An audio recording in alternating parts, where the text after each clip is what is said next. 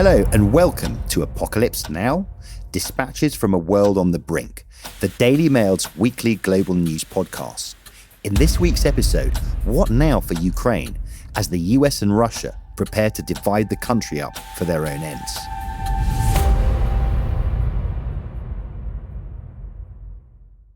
Take your plans out of the group chat and get long weekend ready in new Abercrombie. From day to night, pack new outfits for every part of your itinerary. Grabbing brunch, throw on the A&F Mila dress. Then head to your dinner reservation in their new bubble hem mini dress. And yes, permission to overpack for pics with the girls. Abercrombie's best-selling Scarlet Squirt deserves a post in your feed.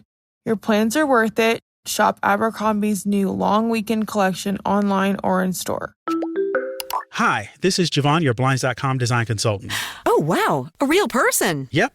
I'm here to help with everything from selecting the perfect window treatments to... Well, I've got a complicated project. No problem. I can even help schedule a professional measure and install. We can also send you samples fast and free. I just might have to do more. Whatever you need. So the first room we're looking at is for... Shop Blinds.com now and save up to 45% site-wide. Blinds.com. Rules and restrictions may apply.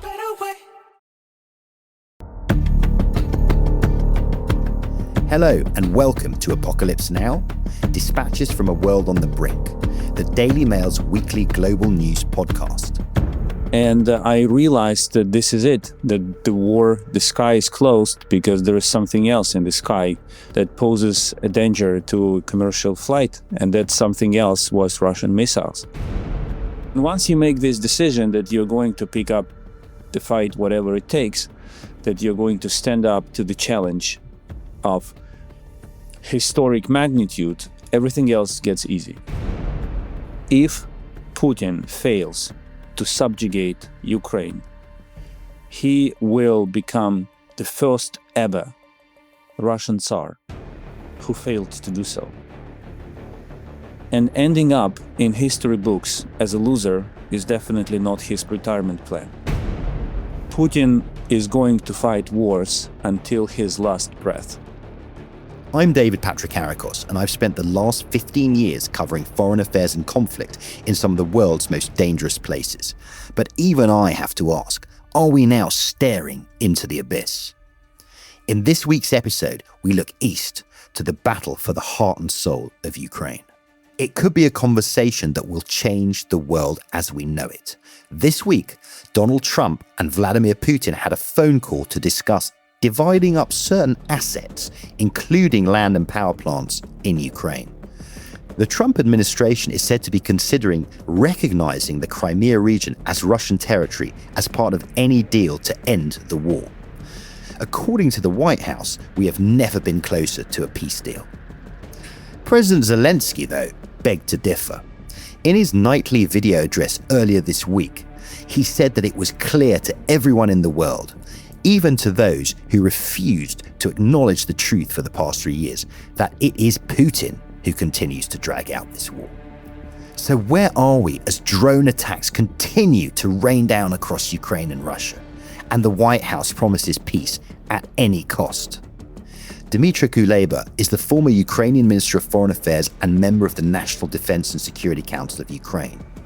This is a man who was describing Putin as a war criminal as far back as 2022. A man who sat at the heart of Ukrainian power for years. And he joins me now. Dmytro, welcome. I mean, I guess we're going to kick off with what has been happening recently, particularly this supposed deal between Trump and Vladimir Putin. You know, we started with them talking about dividing up resources. We're going to chat about resources, which must have been an incredible thing for a Ukrainian to hear. What are your thoughts on what has just happened? Well, since arrival of President Trump to the Oval Office, things develop at mind-boggling speed. And people find it difficult to catch up with the events and with the developments. And I wonder whether it's part of the strategy or it's an enshrined part of Trump's character to move at Formula One speed in any direction.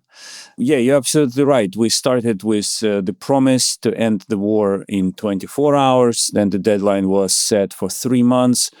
We are already 2 months. 2 months are already behind us. Then there was a focus on mineral deal and on a skirmish with Zelensky. When it comes to Putin, we see a completely different attitude. Basically, President Trump is twisting Ukraine's arms, but handshaking Putin, and this people just get lost in all of this. And this last call is particularly confusing because, on the one hand, both sides presented it as a big constructive success. Everyone is happy. But if you scratch the surface and of the statements and look one layer deeper, you see that what essentially happened is President Putin bought himself 30 more days of the war by committing to an energy and infrastructure ceasefire. President Zelensky seems to have accepted it, and it makes perfect sense for him. He doesn't. He has no luxury of coming at odds with President Trump at this point.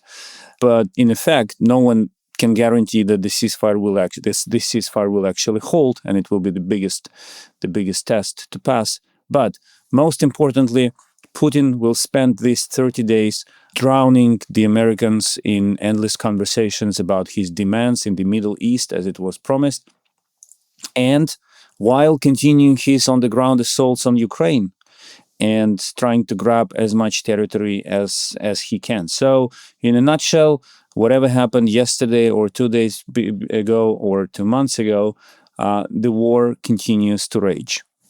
What does it mean to you, Minister, on an emotional level, this deal? Is it a betrayal? No, it is not a betrayal yet, but it proves that President Trump is treating Putin and Zelensky and Russia and Ukraine accordingly differently. And he will not be twisting Russia's hands to make them concede in the negotiations. So things are evolving in a direction where it will be getting harder and harder for Ukraine to hold its diplomatic position. The hope and the expectation in Kiev, of course, is that Europe will play a role. So while Putin bought time for himself to fight the war, Kiev is fighting and holds the lines, and therefore is buying time for Europe to step up its support. And President Trump, he can believe that he holds the key to this war, to ending this war, but he doesn't. Europe does. The question that needs to be answered, though, is whether Europe will be able to act in good time, because timing is the only thing that really matters here. Now, I'm really interested. I am British. I've been covering Ukraine for 11 years. I was the first Western journalist in the city of Sloviansk on the 12th of April, 2014. I remember that. Yeah, when they took the police station. Yeah. And I saw little green men, just for our listeners, the Russian soldiers without insignias taking the police station, holding their guns in a professional way. I'd been in Donetsk and Luhansk the days before, and I saw the quote-unquote separatist thugs just carrying baseball bats and sticks. But there I saw the return of Russian soldiers. 11 years on, I've taken Ukraine and its people to heart. 11 years of my life. It's a wonderful nation, wonderful people who I believe have never just been fighting for Ukraine, but for all of Europe and the West. Now, I feel emotional and devastated. How do you feel? Ukraine will continue to fight. Ukraine needs Europe. But it does seem, as you say, that there's been a big geopolitical change. We're entering a new world where countries like Ukraine, I believe, are garrison states for the West. How do you see Ukraine in this role going forward? Well, Ukrainians feel devastated and resolved at the same time. As conflicting as it may sound, it's a mixture of these feelings that keeps us afloat. You see, when it became apparent how President Trump is going to handle this war, to be completely honest with you, for a second, I felt floored. And I thought, like, oh my God, what else should happen to this country? What else should we go through? Why is it getting worse and worse? When will finally a glimpse of hope will show us the way towards a good ending? But it only lasted for a second because, and I'm someone who kind of has more or less experience in this and understand what is going on, and it has the the ability to process developments in a rational way. But even I was down. But then I realized in the next second, I realized that we are the glimpse of hope. We, the people of Ukraine, and those people around the world who share our cause, we are the glimpse of hope, and we should count on ourselves. And we will stand as long as we stand. No one can betray Ukraine until Ukrainians betray Ukraine. No one can betray Ukraine until friends of Ukraine betray Ukrainians. So this is, as long as we stand, we have the chance to turn the tide in our favor, and this is what we should be entirely focused on. Being weary, being tired, exhausted, devastated is a normal kind of state of mind and soul after 3 years of the largest war in Europe since Second World War. But can we allow laying our heads down? No, we can't. And therefore, we have to keep fighting the struggle that will define our future, but also the future of Europe. You have been at the center of this. You were at the center of this. In fact, I heard that you were in DC when the all-out invasion happened. Is this true? I heard about a Turkish Airlines flight that became a quasi-foreign ministry. Can you tell me about this, Minister? Yeah, so I was in DC, that's true, on the 20th or 21st, I don't exactly remember. And then I moved to, on the 21st, and then I moved to New York, where I addressed the UN General Assembly, and I happened to be the last Ukrainian senior official who pleaded to the world to make an effort to prevent this aggression from happening. Well, of course, I would never exaggerate the real impact of the UN General Assembly and the debates taking place there, but it was a solemn moment, I would say. And then, yes, on that very same day, in the evening, I was boarded a plane, the Turkish Airlines. I hope they will appreciate our advertisement, to Istanbul, where I was supposed to catch a connecting flight to Kiev. And when I boarded the plane, it was evening in New York, so it was like early morning in Kiev. I connected to Wi-Fi, and thank you, Turkish Airlines, for having Wi-Fi on board, for providing it. And literally, the first news on one of the social medias that I saw was another plane that was about to take off from Borispil Airport in Kiev was already standing on the runway when it was ordered to return to the parking position. And I realized that this is it, that the sky is closed because there is something else in the sky that poses a danger to commercial flight. And that something else was Russian missiles. And this is how I realized that the war has started and we entered into the new reality. So I started texting my colleagues, giving instructions. I texted my family and gave instructions to them too. So this is how the war began for me. You were one of the youngest foreign ministers in Ukraine's history, but you're also a Ukrainian. So what did it feel like? You are in the sky, you are the foreign minister of Ukraine, but you're also a Ukrainian. It's here, the nightmare is here. How did you feel? You said you're giving instructions to your family, you're giving instructions to people in government. Was it like, this is it, it's here now, we have no choice? Actually, I came to the conclusion that there would be a war back in November 2021. That was my private conclusion. This is what I kind of decided for myself. And I had plenty of time to decide how I would handle this war. But the first decision I made is that I would pick up the fight. And when Secretary Blinken of the United States was visiting me, I think it was January 2022, we had a one-on-one meeting in my office, and I told him, Secretary, I want you, and we were of course discussing the prospect of war and how things would evolve and who would be doing what. And I told him, listen, all of my predecessors in the history of Ukraine, those who decided to take a chance against Russia, they ended up writing their memoirs in exile.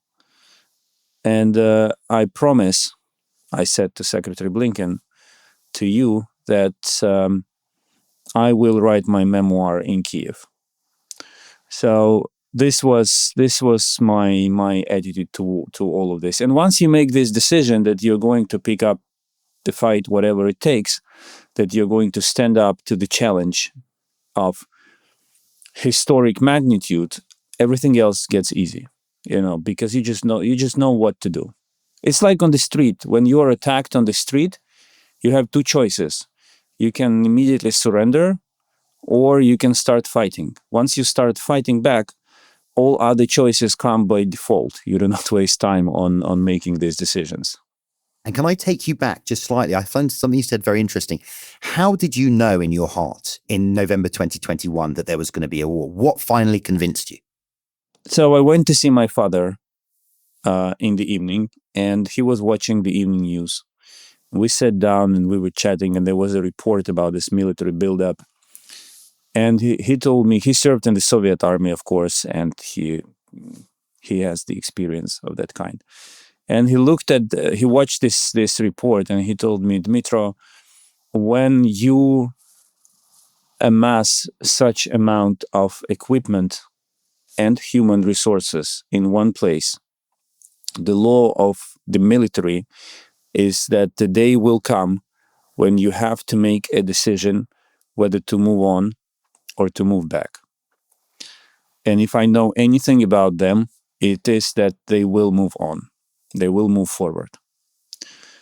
And I said to myself, this is it. Listen to your father. This is the advice we all grow up with. Listen to your parents.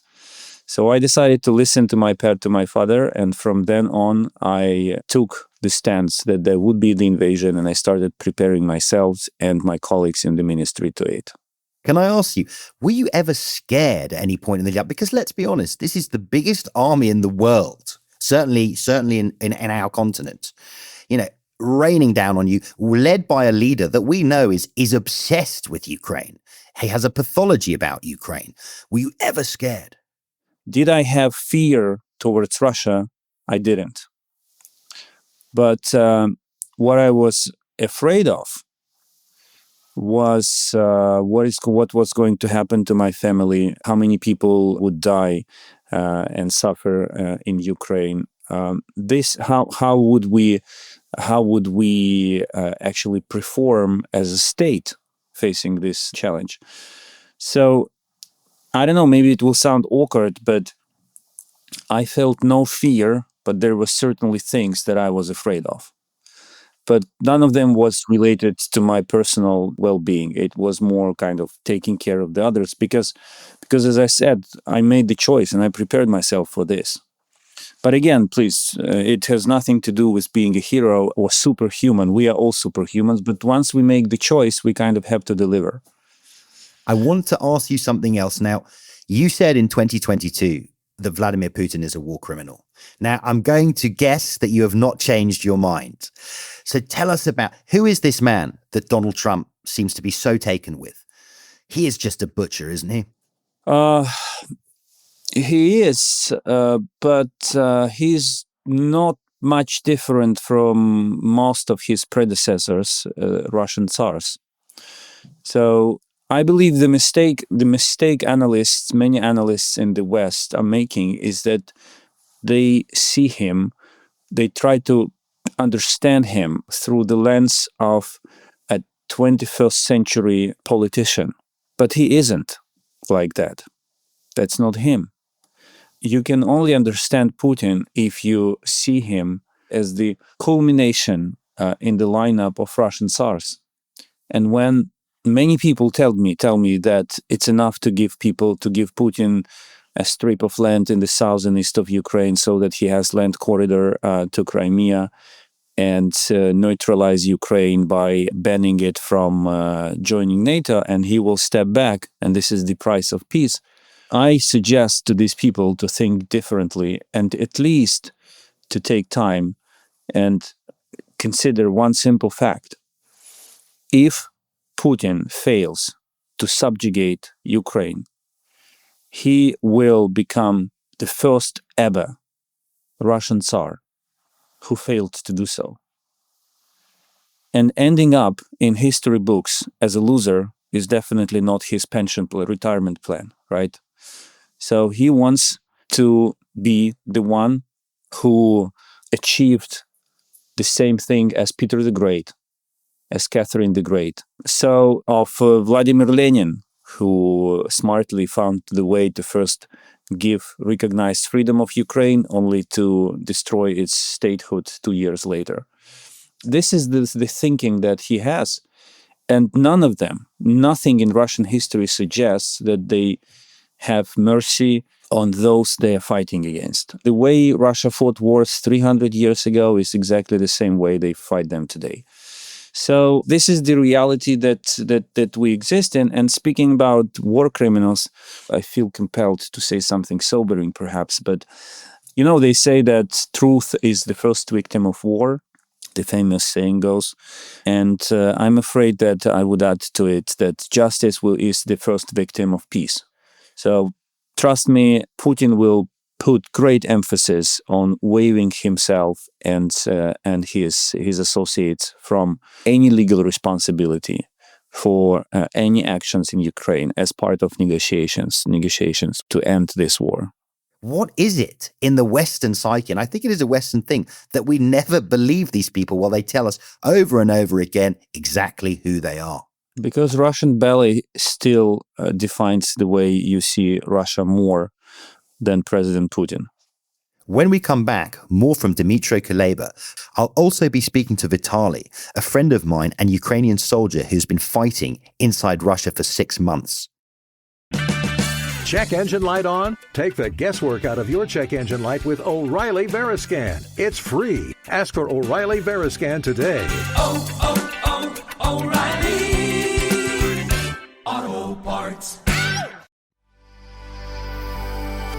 If you like this episode, we think you'll love this. Hey, Hermania, did you hear that the Sean Spicer is coming to Magaland on Friday? I think you mean that Sean Spicer is coming back to Magaland. That's right. The former White House press secretary will join us in Magaland, and he has a new job. Whoa, another big day here in Magaland. Everyone, make sure you tune in to Welcome to Magaland every Monday, Wednesday, and Friday, wherever you get your podcast, because you never know who will show up.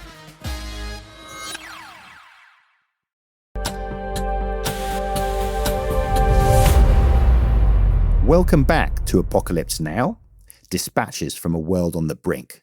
Earlier this week, I spoke to Vitaly, a friend of mine and a Ukrainian soldier who's been fighting inside Russia for over 6 months. Vitaly has been on the front facing Russian drones and meat wave after meat wave of North Korean soldiers. Okay, so Vitaly, you left Kursk just a week ago. Can you tell me, how is the situation in Kursk? It must be incredibly intense there. Heavy fighting and you're almost surrounded. So please tell me what it's like there. So situation was very bad already, and Russian controlled the sky fully with FPV drones. It was only 3 roads actually to Sochi, and Russia already cut one of the main roads near the city Melovoye. So they started to come. Can you talk to me about the North Korean soldiers? He's saying that when he was in Kursk district and he was in the basement, and that time it was a start of assault on their positions by North Korean soldiers. And after this, he with his friends discussed, what the difference between North Korean soldiers and Russian soldiers. And they realized, so first difference is that North Korean are not leave their wounded friends, on the battlefield. So they try to evacuate all of them. And Russians usually just leave their soldiers, where they are. This is the first difference. The second difference is that North Korean soldiers not trying to just run away, for example, from Ukrainian drones. They try to shoot back. And sometimes it was even successful. Also, their assault usually was, massive.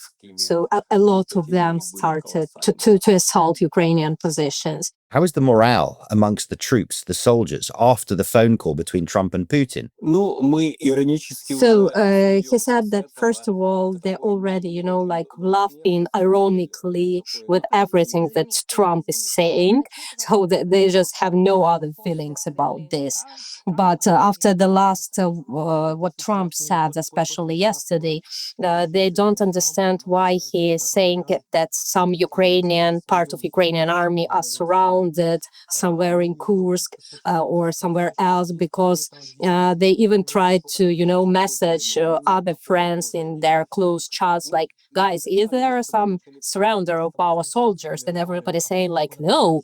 So they don't understand why he's lying about situation on the battlefield, and they don't understand why he's repeating Russian propaganda, why he's speaking in such a way with the Ukrainian president, why the president of America, that was like symbol of freedom and everything few months ago, now speaking with the Russian narratives and doing what he do. Okay, thank you. Be safe, my friend. Thank you both. So let's talk about President Zelensky. You watched him go. You were right up close to him. He was a former comedian, a TV star, and he became, I would say, the greatest war leader of the 21st century. What was it like being that up close to him? You also then resigned. I mean, do you still think he's the man for the job? He is indeed a man of self-transformative power. And the man I spoke to on the 21st February 2022 was different from the man I spoke to on the 22nd February. And I believe Ukrainians will always be grateful to him for not fleeing Kiev in the early days of the invasion. I am certain that if he did, we would have lost the capital and probably all the rest of Ukraine. Because the history pattern for all previous Ukrainian governments was, if you lose the fight against Moscow, you move your capital further westward, and then they continue their advance, and then you move west towards the west more and more and more, and you end up in the exile. So, and he kind of broke this vicious circle of Ukrainian history. He stayed, and he must be commended for that. Is he someone who makes mistakes? Yes, he does. Is he someone who is absolutely confident that he must win this fight, and that confidence drives him further? Yes, it's definitely who he is. And I'm sure there will be many books written about him in decades to come. But he stands on this crossroad because there are two more tests that he has to pass politically. And the first one, of course, he has to win the war. Whatever meaning we will put into the term victory, right? Well, that's a very, very sensitive conversation because I'm Ukrainian.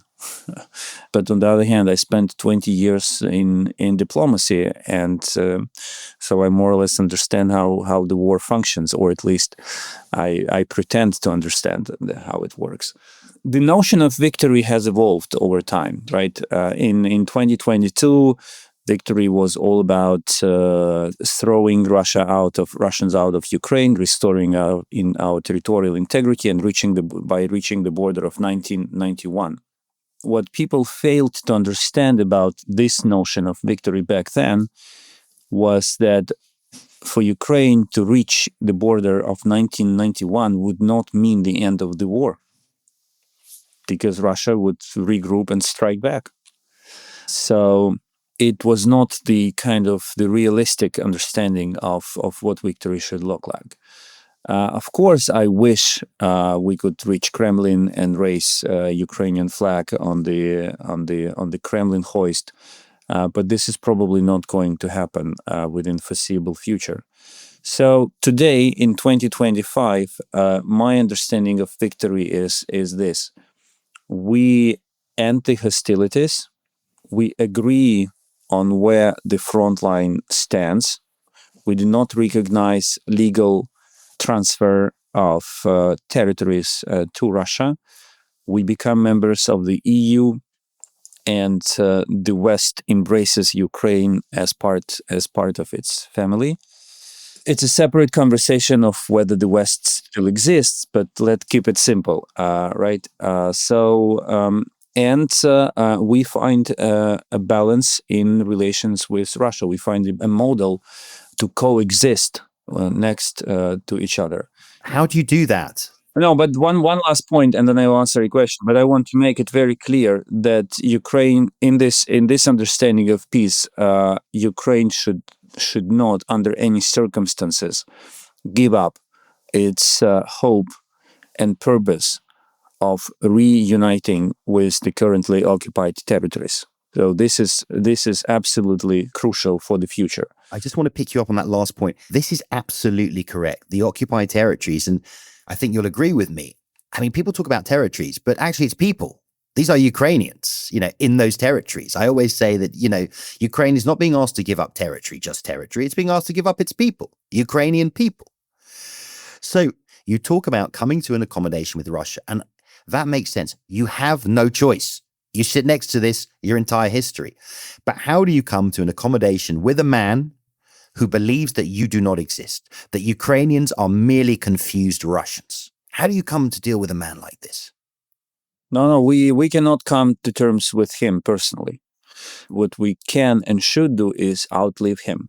But as long as he is there, listen, Putin, I understand I'm a biased Ukrainian, warmongering Russophobe, but if I make at least one of your viewers think or reflect on this, I would be a happy Ukrainian Russophobe. Putin is going to fight wars until his last breath. Okay. Can be different wars, wars of different scale and intensity, but he cannot escape the war mode anymore. He personally finds the current status quo very convenient for him. It allows him to strengthen his grip on Russia. It allows him to pour all the money into defense production, and his circle makes enormous wealth on it. It allows him to dictate in conversations, or to be the one other leaders are willing to engage with in order to end wars in different parts of the world. So he will not stop. And this is very important. So as long as he is alive, there will be a war. What war? What will be the intensity of that war? That is another question. But this is him. This is the way he thinks. And reconciliation, listen, you Brits had been killing the French for 100 years, right? 1,000. And in the end, what? The worst thing England is doing to France today is producing its sparkling wine instead of buying champagne. So there is future for any kind of relationship, not to mention the French and the Germans. But to get to the point of mutual respect and a kind of proper relationship, we will have to go through the point of Russia's apology extended to Ukraine and Russia atoning its sins for what it did. I don't see that coming anytime soon, but I want to keep that prospect in my head, because we should be future-oriented and we should believe in the future and in a chance to live in peace with our neighbors, because you cannot escape geography. Moving things again now into the current diplomatic farrago. I mean, what's so frustrating to me is that over the past few months, Putin has been under intense pressure. The Russian economy is in bad straits. Now, we know the Russians can withstand a lot, but this seemed the worst time to start to appease him, the worst time to embolden him. And yet Trump did all of this. Can you think of any reason why? And then how did it feel to you as a Ukrainian? After all of his comments you talk about the invincibility of Russia. Well, Trump seems to think that Russia is a superpower. He's treating it like a superpower, but Russia is not a superpower. So how does this make you feel? Why is he doing it? And then how did you feel when you heard that Ukraine would not be at the table with Putin and Trump? Yeah, it is true that President Trump fulfilled the biggest dream of President Putin, which is to speak with the Americans on equal. because Russia spent last 30 years trying to prove to everyone that it is a superpower while not being one. But what is 30 years in terms of history? It's peanuts. It's nothing. When you spoke to the veterans of the U.S. foreign policy, they would tell you that as long as Russia is a super nuclear power, it remains a superpower, right? And this is what the doctrine is based on. But Putin, he miraculously escaped the trap in the recent months, and he feels stronger now. But he is not as strong as he pretends to be. And this is something that also must be taken into account. The thing about him is that he only negotiates in good faith when he is weakened, when he feels his weakness. And as long as he believes that he's in the saddle, he will not negotiate in good faith. And this is what we are seeing, that he's fooling around negotiations, he's playing negotiations, but he is not negotiating. Which means that I, as Ukrainian, feel that we will have, it doesn't matter how tired we are, we have to pull ourselves together and continue seeking ways to defend ourselves, because there is kind of no other way we could do it. What do you think, given everything, given now it seems that even the President of the United States is de facto against Ukraine, what is reasonable, what is realistic now in terms of victory? What is within Ukraine's grasp? So our common goal first should be to believe that we can win. If the Brits did not believe that they were able to win against the Nazis in the 1939 and 40 when they were fighting on their own, you wouldn't. It's very simple. It all starts with the belief. Second, we have to look around and identify the mistakes we are making and correct them in order to make ourselves stronger. Because war is about heroes. War is about characters. But most importantly, war, especially lasting wars, are about systems. How efficient the system is, how efficient war machine is. This becomes fundamental. In the first days of the war, of course, personal heroism, sacrifice, bravery, decisiveness, these are the key factors. But the longer the war lasts, the more important the capabilities of the system become. So this is the homework that Ukraine must do and Europe must do. And there's one more task for Europeans to perform. It is actually to learn how to be fast. Because this is where we started, things evolve at unprecedented pace, and Europe is not fit for that pace. And when I say Europe, I mean the EU plus UK, Norway, Ukraine, countries who do not belong to the EU, but who care for the future of Europe, because we are all Europeans. The question of speed, of pace must be solved. If it isn't, we're not going to make it through. And not only us Ukrainians, but also the rest of Europe, because it will be next, and Trump is not going to come to help.